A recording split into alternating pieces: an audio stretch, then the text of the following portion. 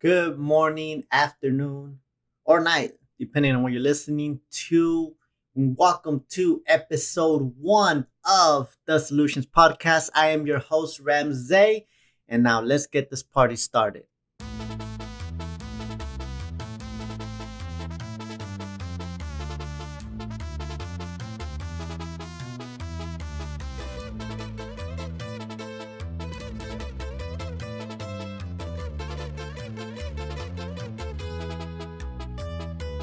First and foremost, I do want to start with saying thank you for tuning in. I might or might not be the most interesting person in the world, but I might be the most helpful to some, maybe to all. I don't know. So I want to start with a little bit of a background on myself. So what most would assume would be my biggest accolades is that I've been in the military for the past 15 years, and the majority of that time has been as a combat engineer. So, a combat engineer, a lot of people outside of the army don't really know what that is, right? So, how I like to put it is our motto is essayons. So, when the infantry fails, we say, let us try. And most of the time, we do succeed. That's what a combat engineer is. A combat engineer is somebody that is willing to find any way to accomplish the mission. That's how I see it.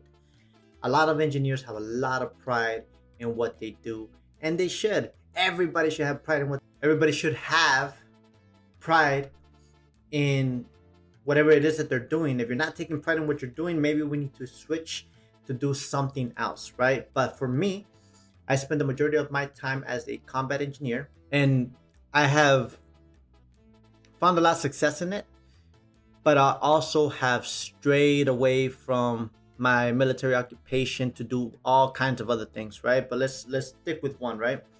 So as a combat engineer, I have done a magnitude of things from the yoga school, from the urban breach course, from sapper school, one of the most difficult schools out there in the United States military as a whole. And yeah, but I also have left my military occupation to do other things. Like I have also been an MP, a military police officer. I have also been a corrections officer. I have done everything from active duty to reserves, guard, full time with the National Guard, both in the state and at the federal level. Those are all things that we can talk about at later times. I have done everything from the lowest of lows to the highest of highs when it comes to the military. I actually started my full time with the California National Guard in El Centro, California. If you all don't know, that is a little border town that borders Mexicali, Baja California. Represent, first of all, Viva Chicali. And have made it all the way up to work at Washington, D.C., which those are things that people never even saw me accomplishing. I did not even see me accomplishing. And I've learned so much at every level from down in El Central all the way up to Washington, D.C., and every single thing in between. That is a little bit of a background on myself. Now let's move over to why am I here and why am I doing this and why are we doing this podcast? Why are you even listening? Why should you listen? So the reason I decided to start a podcast is because I've linked up with old friends from the past, and even some current friends, even some coworkers and everything. And every single time we have conversations, they seem to really be attached to some of the things that I say or how I say them, or it resonates in a more general level where they feel that what I say, a lot of people should get the opportunity to hear. I think I've been told, like, I don't know, I can't even count the amount of times that I've been told, hey, you should start a podcast, you should start something because more people need to listen to the way you see things, and more people would benefit from learning from your leadership style, which I take a lot as a compliment. I am humbled by that because I remember growing up, that was the furthest thing from me. I was quiet on my youth, right? During my youth, I was extremely quiet, and then as life circumstances started coming my way, I was forced to be a little bit of a hard-headed troublemaker, per se. And most people did not have the highest expectations of me. Not even close. They really did not think I was gonna make it that far. And those people are still in the same small town, and I made it up to, up to DC. So I feel that maybe that's a good accolade to have. But again, I don't hate on them or put them down at all, because maybe their life is there and it's good for them. So that's a reason why I begin into it, because one person, two people tell you, hey, you should do this. Okay, but when you're talking about, I don't know, 10 to 15 people say, hey man, like you should find a way to have long form content and put it out there so people can hear you, like, oh, okay, cool. So I finally got the courage to do it, because it's not easy. Everybody, I feel like I make it look easy whenever I do talk to people, or whenever I do brief in front of like 50 to 100 people or plus. I feel a lot of people see it like, oh man, he does it so natural, it's got to be easy. It is not easy. It is not easy, but I love it. I love seeing the faces when people just light up with that light bulb, and they're like, oh man, we can see things differently, we can operate differently, you know so that's why I really got into and wanted to start a long form content on top of the little videos, right? We had to put it on all the social medias in order to get the little clicks and to get the traction, but that's a little bit of why I got into it. So I do want to stress some information out, right? So I did go into the background of the military. That is where I got the majority of my professional experience, but that's not where I got my life experience, right? Because since the beginning of when I joined, I never felt like I was part of that brotherhood of the military or any of that. Enjoyed it. I enjoy seeing other people be part of that, but that just wasn't me. So I have always ventured into outside experiences. Out like I've done martial arts my whole life. I've done I've had karate schools open. I've had them close. I've had them be successful. I've not really had them failed yet, thankfully, right? I've done from that to being a barber, to recorded music when I was younger, to got into IT. I've been dabbling into computer and artificial intelligence and looking into the cloud, to Python, to all that stuff. So I've got a little bit of experience of everything, but the thing that has always stuck out the most is people. People are very similar in ways that they're not even aware of. A lot of people could resonate from each other, they just don't know because they don't speak to each other. I, on the other hand, I've always taken pride in talking to everybody, from the richest man in the room to the janitor, everybody. I've always taken pride in talking to everybody and treating everybody like they're somebody, because one day they could be. Too many times we are so focused on the person above us, the person that's rating us, the person that's paying us and everything, but we forget to treat everybody else, whether they're our peers or everything below, just like a human being. We tend to just forget, and it's natural. It's not a shot on you. It's not a shot on anybody. It's just a natural thing, right? Because we're trying to advance in this thing we call life. But me, on the other hand, I've always taken pride in treating everybody like they're somebody. Not ever treat anybody like they're anybody. Like, you gotta treat everybody like they're somebody. I have pride myself on that. I tell people all the time, and they're like, "Why? Like, why were you even worried about that stuff?" I said, hey, listen, man, like, you don't know what somebody's going through until you let them open up. You don't know why they're there, and you don't know what they have done prior to getting to that position. Not every position is good in life. Not everybody has this trajectory that's going up, up, up, up, up, and they never go down. A lot of people, I would say most people, will go down eventually. And then it's not about you getting down, it's about how you get back up. And some people just don't have that support, don't have that person in their ear, or anything to help them get back up, or they just feel that they lost and that's it. They ain't getting back. They're not getting it back. I'm not that guy.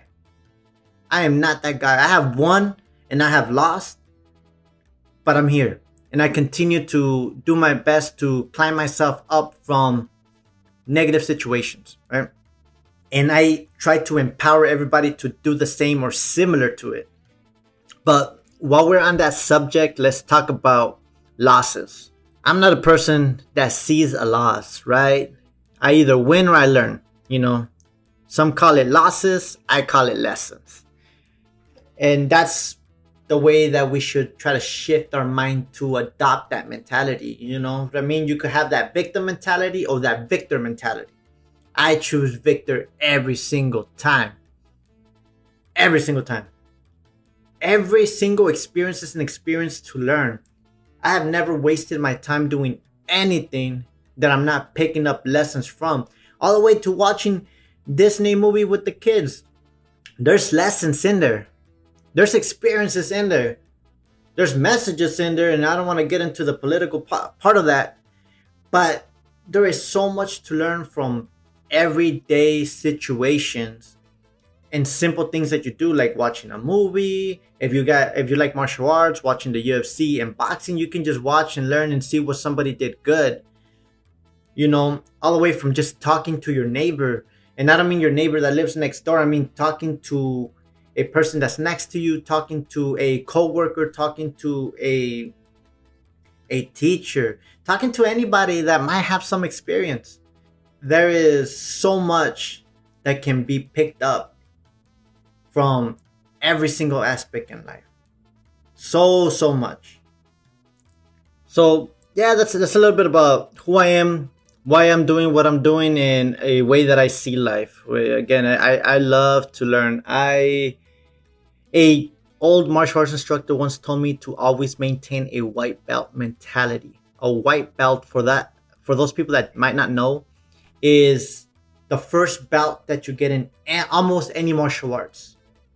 That white belt doesn't know much, but is always seeking more information, is always wanting to learn, right? Because when you start something, you got that motivation to just go after it and to learn, and you want to learn and you want to do it over and over and over and over. But after time, you start seeing those blue belts, those purple belts, that they feel that, oh, they got it, they've been doing it for a while, and they just kind of stagnate themselves, right? And then once you're a black belt, you focus more on teaching. Sometimes you forget about learning yourself. But me, on the other hand, it doesn't matter if I got a black belt in 8 martial arts. It doesn't matter if I got a black belt in the military. It doesn't matter if I got a black belt in college. It doesn't matter if I got a black belt in life. I keep the white belt mentality, continuing to seek new information and more information. So with that being said, that's going to lead me into the topic for today's episode. Again, this is episode 1. It's just a brief introduction on me, but I do want to get into a book that I was given when I was a young sergeant. So when I was a young sergeant, I was serving in Afghanistan. We ran into a couple of, let's just call them negative, impactful events, right? So after a while, since we were seeing so much stuff, they kind of forced us to go see a chaplain or a resilience person, right? It's someone to help you decompress. It's kind of like, I don't want to say the word safe space, but that's what it was, right? This, even though everything was not that best around, in this program's tent, they had video games, they had board games, they had, I don't know, they had books, right? They had AC, which was pretty nice, right? They had all kinds of things that would help you to just decompress, to take you a little bit away from your typical environment, right? So after so many times of seeing things, they just said, hey, you guys got to go check on it. And I was a little hard-headed kid back then. Well, I think I was like 21, 22. I was a young Yeah, I was young, maybe 23. I don't remember. I was a young sergeant, and the reason why is because by that time, as this specifically, I was already on my fourth deployment. So in the army, we do year long tours. What we used to now it's like down to 9 months, but it was very intense. And they made the decision that hey, we need to stop by and we got to go see them.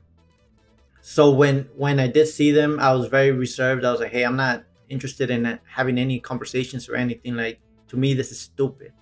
This is the dumbest. Like, it's like, man, we need to go out there. We need to fight. We need to continue fighting. I thank that guy. I can't remember his name. I think he was actually an Air Force guy that they had leading that little program, right? And the reason why I say it like that is because the Air Force tends to be a lot nicer than the Army people. So I think it was a good combination. Whoever had the idea of bringing that individual there must have been a phenomenal leader, because the fact that they can recognize that and separate us from our typical environment, and in such an environment, that's an amazing tasking on its own. But back to the story. So I was a very hard-headed person at that time. So I was like, hey, I'm not trying to do any of this. Just let me know what I got to do to check the box and I can get out of here, right? And for you guys that have served in combat, and for those that have served in difficult positions like police officers and all that stuff, like, you know exactly what I'm talking about. They make you check that resilience box and that behavioral health box so you can continue going on, right? So I not say that I'm proud, not to say that I'm not, but I know the answers to give to get to check that box and get out of here, right? I know exactly what to say. I was trained very young, and I'm not gonna discredit that type of training. I believe that it has some good. So during that time, I knew exactly what to say, and that individual recognized it. He kind of ran out of how to work with me because I said everything the right way, right? Which is something I get a lot of credit for lately. Whenever I do any sort of speaking, or whenever I get put in a difficult situation, or whenever I get asked a question like a gotcha question, and I sit back and turn it right back on them. But that's another conversation for another episode. Right now, let's get back to this.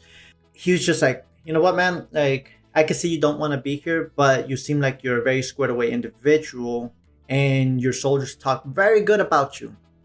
But I do want to give you a gift. I want to give you this book. This book is called The 7 Habits of Highly Effective People. Okay? And so just read it when you have time. I'm not gonna quiz you on it. There's nothing to it except for your own self-development. It's like, he asked me, have you ever read a self-development book? And at that point I was like, nah, man, like I developed myself, right? Very cocky individual I was. You know what I mean? I still have it. I still have it because you got to trust yourself. You got to get to a position where you have to trust yourself. You have to trust what you bring to the table and your experiences, right? You can always learn. So he mentioned, like, hey, listen, I'm just gonna give you this book. Try it out. It's not that long. It's only 7 habits that you gotta read into. And when you're done with the book, if you happen to finish it before the deployment's over, come over and let's talk about it. I was like, fine. I read the back cover where it gives you a brief description of what it is and everything. I'm like, okay, it doesn't seem bad, and I didn't have nothing else to do when we were on our downtime, so like, okay, I'll give it a shot. So I want to talk a little bit about it in the ways that I have applied the 7 habits of highly effective people. With the first one is called being proactive. It says take initiative and responsibility for your life instead of blaming others. That is extremely important. The great man David Goggins says that he has an accountability mirror, and I don't know if it's figuratively or physically. To me, it sounded like he had it physically at one point, which is a mirror with the words accountability on top of it. And he writes all the things that he knows that he's responsible for. And so many times we are so quick to pass blame on somebody else, on something else. Simple example, right? If you get your butt chewed out because you got to work late, right? But you failed to be proactive. Whose fault is it? You go to work and you failed to be proactive. You failed to plan the day before, So you leave right at the mark of when you feel you need to leave. Then you get all the red lights. Somebody cuts you off. You realize mid-trip you forgot something. So then you gotta go back to get it. Get back, you show up to work late, and they're looking at you like, bro, why are you late? And you're already angry at that person for calling you out, but you're failing to accept responsibility for the things that you did wrong, which is you failed to be proactive. So off the back, we're quick to blame the red lights, the guy that cut you off, you know, the fact that maybe your spouse or your kids or somebody moved something at your house that you forgot to grab what you needed to grab. We're so quick to blame that instead of saying, hey, I failed to plan, you know? And when you fail to plan, you plan to fail. You can quote that, right? When you fail to plan, you plan to fail. So one tip that I have for that is to do a GSD list. Everybody's like, what is that? It's a get shit done list. So I like to write down everything that I'm going to do the next day to make sure that it does happen. And I write it in chronological order. All the way from I'm going to wake up, wash my face, brush my teeth, drink my pre-workout, and go hit the gym. So monotonous. All the way to get up and I'm going to make my bed and do whatever I have to do. I write it down step by step every single day of the things that I want to accomplish the next day to make sure that they get done. And I have that on my notes on my phone every single day, and I'm looking at it. Okay, and then the second that I get some breathing time, I was like, what I got to do next? Just to make sure, right? And you look at it like, cool, I can start this early now that I accomplished whatever I had on my list prior to, sooner than I expected, right? So that's how I operate. So that GSD list will help you get yourself organized so you can be a little bit more proactive. Because even then, you're doing this the night before, so you're already being proactive on the next day. That's where we can benefit, right? I don't want to say people, right? Now, some people do this, and there's a lot of people that say the same thing, but that helps so much that you're not even aware of, because there's so much things to consume our brains with nowadays. There is all the social medias, and those social medias are trained to catch your attention. They're trained to be addictive. I'm not against social media. Clearly, I'm on it. That GSD alone will help you be proactive and get the stuff you need to get done. So I have one GSD for my daily tasks, and then I have one for work. So as soon as I show up to work, I know exactly what I want to get working on. Boom, boom, boom, boom, boom, boom, boom. If something gets in between, I prioritize. Is this more important than that? And then I get it done, and I everything down. So like that, I don't actually have to work outside of my typical business hours, for lack of better terms, right? And again, I'm still in the military, so we're 24/7. But I make sure that I get so much done in my 8-hour window that I never get questioned of what I'm doing in my off time. Habit number 2 is begin with the end in mind. And oof, that one, I feel it. So many times I tell people, what is your end state? As they begin talking, I always ask, what is your end state? What are you trying to get out of this conversation? What are you trying to get out of this task, out of this event? I always ask people, that's one of the first questions I ask when I see somebody going down a rabbit hole is, what is your end state? What are you trying to do? Similar to what I mentioned in the beginning of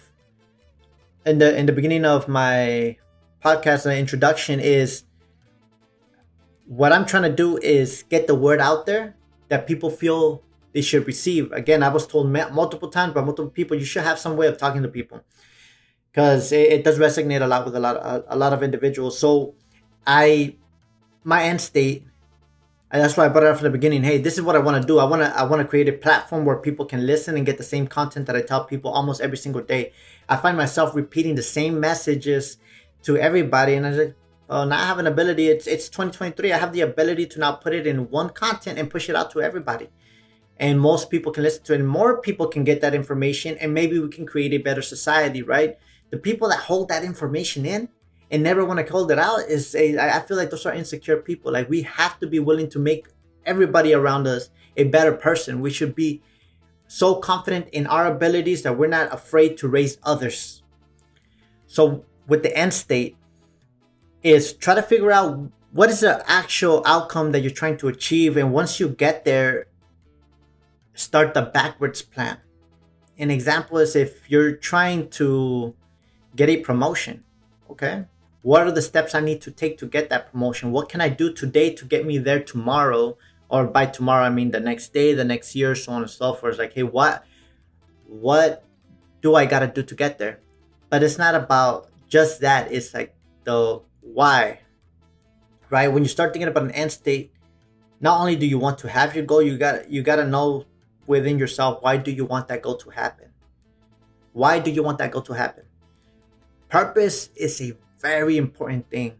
If you don't have purpose to what you're doing, you will lose that motivation real quick.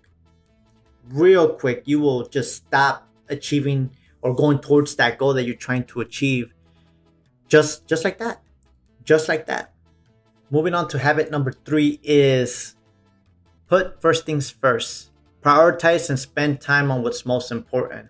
Similar to what I talked about earlier about the get shit done list, right? There's things that are going to get in the way of you doing it in the chronological order that you wanted to do it in. You know what I mean? So you prioritize. What is more important? What is going to get me closer to that end state?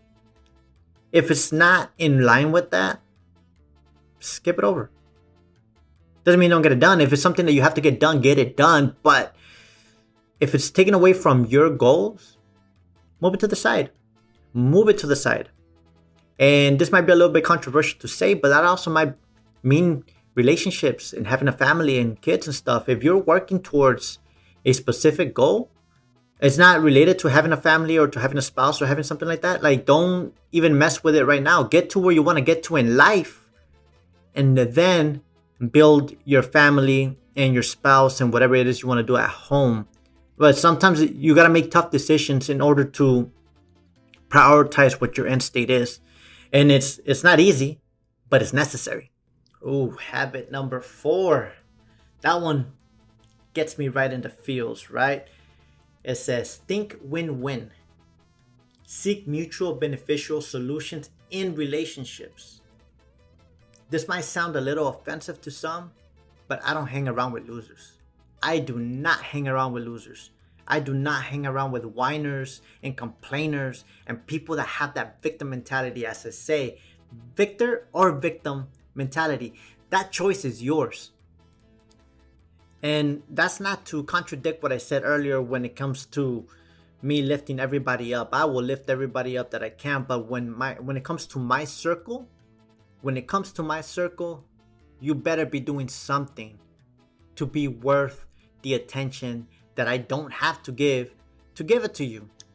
So most of my friendships are business related, empowerment related, or some sort of beneficial relationships to me and to them. I know the value that I bring to the world and I bring to people. The people around need to do the same. So that's how we continue to build each other up. The last thing you want is to keep that person that is an anchor and just keeps holding you back when you're trying to move forward. Whether that be an old friend that has just old toxic mindset, or it could be even a partner. You could have chose the wrong partner. And I'm gonna make a whole nother video when it comes to choosing a partner and the right one, and how the partner that you pick is probably the best investment or the worst crippling debt you will ever have in your life. We're gonna get into another episode on that one, but for now, let's talk about this one, right? Your relationships and your friendships need to be beneficial for your end state, or they just need to be beneficial for you all around. They gotta bring something to your life, and you gotta bring something to theirs too. Don't just be a win-lose situation. No, win-win. Help them, help you, help us. So habit number 4 is synergize. Value the differences and collaborate to solve problems creatively. We are in an interpersonal type of world. You need to have interpersonal relationships. You need to have the ability to communicate with others, and they have to have the ability to communicate with you in order to solve problems. There's a lot of problems that, yes, you could do on your own. Me personally, you see this? I'm a lone wolf. I do it. I am not the best team player. I'm not going to lie to myself. I am not the best team player. I do understand the importance of learning from every single person that's around me. And I do understand that one way is not the way. It's just a way. As a group, you can develop a creative plan to get to your solution faster or better or more efficiently or cheaper. I can relate it to the military, but in other ways, right? There's so many times that we have been in a situation where we just can't figure it out. But we don't want to ask for help. We just don't. Pride, whatever it is, we just don't want to ask for help. But instead of taking it as asking for help, you can take it as in asking for a collaboration. You know what I mean? You just gotta tweak some of the ideas that you have in your own head, some of the things that we have been conditioned to from youth, to be able to see, hey, you know what? Maybe I can benefit from this person. The wise man J. Cole once said, wise words from an indecent man, meaning you can learn something from anybody. You don't have to like them. Doesn't mean that they don't have a good idea. You don't have to like them. Does not mean that they do not have a good idea or that they do not know how to operate where you're trying to operate. That just means that they might suck as a person, but as a worker, they might be what you need, or as experience. And last but certainly not least is to sharpen the saw. Renew yourself regularly through exercise, relaxation, learning, and planning. This is what I'm all about, right? You gotta get to a point where you just don't see yourself as perfect. That's it. Because success is limitless. Let me tell you that success is limitless. There is no cap to that. So you always want to reevaluate yourself, really reevaluate who you are and how can you improve. There's always a place and somewhere where you can improve. So many options. So many options. If you feel that you're the smartest person in the world, how about you improving your body? If you're the buffest person in the room, how about you improving your mind? That's just very basic things. A thing that I always used to get credit for is because I was a super duper hero of heroes. When it came to tactics and operations, I was able to do it phenomenally. But then when it came to switching over to the full-time side of the house with the Army National Guard, all of a sudden I had to look at a computer, something that I never touched. And I remember a good friend of mine, Henry Valenzuela, he looked at me once and he just stopped by and said, hey, you could tell that this is not easy for you, yet you're doing it very proficiently. And I never thought about it. How I just seen things was like, hey, I am what I am and I got to do the best for everybody, right? We're expected to be the best. So that's what I wanted to be. But I never even thought about it like that, because he just looked at me and was like, hey man, like I could see that this is not your strength, but you're still stronger than the most. And I was like, damn. So that guy is a great friend of mine. I feel he's a friend of mine and a good mentor, and hopefully I'll be able to get him on a podcast soon so we can have an open discussion about how he sees the world. But yeah, and for me to say that, it is not easy, right? Because I don't look up to many people. I don't work with many people. I said I'm most of the time I work for me and I learn from me and I work for my experience. And most of the time, people are coming to me to seek guidance and to seek help and to seek leadership. But yeah, I do remember when he told me that, and that stuck to me, because he worked with me a little bit. He's seen a little bit of what I can do when it comes to that, when it came to tactics. And so he's like, hey man, yeah, you got it, man, you're good, you go. He was actually teaching a class, and he's like, oh man, like this guy's good. Hey, you see what, what's his name is doing? And he kind of had pretty much used me as an example for the others to follow, right? So in that I was shining. But when it came to a computer, when I actually got hired, I barely knew Control Alt Delete. I barely knew it, but I knew that I had to. Once I figured out what the job consisted of, I knew that I had to learn. So what did I do? I spent extra time. So when my coworkers and my supervisors were taking a break, I was just researching and learning how to use it. So yes, I was at a disadvantage, and now I'm advantageous. And that's what a lot of people need to think about. Only because you're down here does not mean you can't get up here when your peers are here, right? We just gotta work a little harder. You work a little harder, and then you eventually you surpass them, and then you can keep your pace. Just make sure your pace is above the rest. So I don't want to keep you guys any longer. I do appreciate you guys for taking the time. If you did stay through the whole episode, hey, thank you, man. Thank you. And I hope that we continue this process going. Again, this is just episode 1. Wanted to go a little bit over about who I am, why I'm doing this, and a good lesson that I learned from a individual that had no business looking out for me. He just did. He just said, hey, here's a book. And I took that book and ran with it. All right. Well, that's done for episode 1. Thank you for tuning in to the Solutions Podcast, and stay blessed.